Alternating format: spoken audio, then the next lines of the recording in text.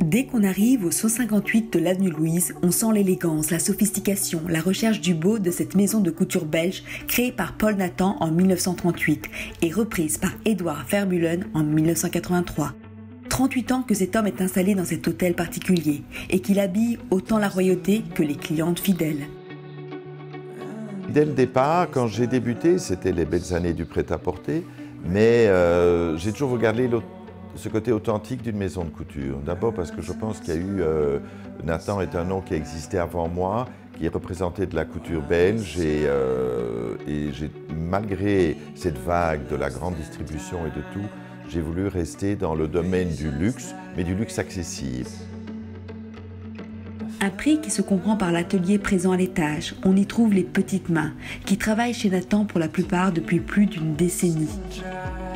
J'aime le travail que je fais ici et surtout la manière dont on peut travailler dans cet atelier principalement, où on travaille un petit peu à l'ancienne. Tous les patronages sont faits à la main. Certaines gradations pour les petites collections que nous faisons sont faites à la main aussi. Et c'est vraiment ce côté artisanal que j'apprécie énormément. Jusqu'à 14 couturières se partagent ce travail à la main, dans 2 ateliers différents. Edouard Vermeulen choisissant d'ouvrir un second atelier sur la place très chic Bourgmane, qu'il a envisagé comme un salon où on peut circuler, voir l'évolution des pièces et même venir le visiter sur rendez-vous.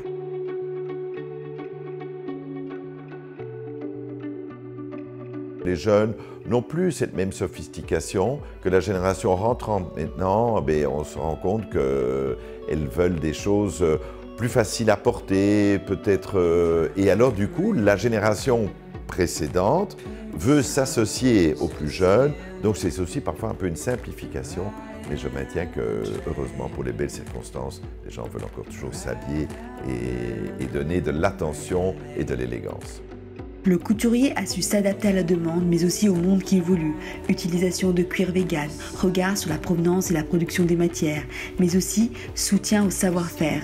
Exemple avec les franges en raffia réalisées par des artisans de Madagascar. Résultat, 250 modèles différents sortent chaque saison.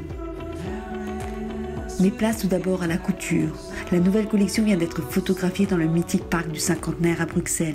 Et la boutique parisienne Nathan a réouvert ses portes pour la semaine de la haute couture à Paris.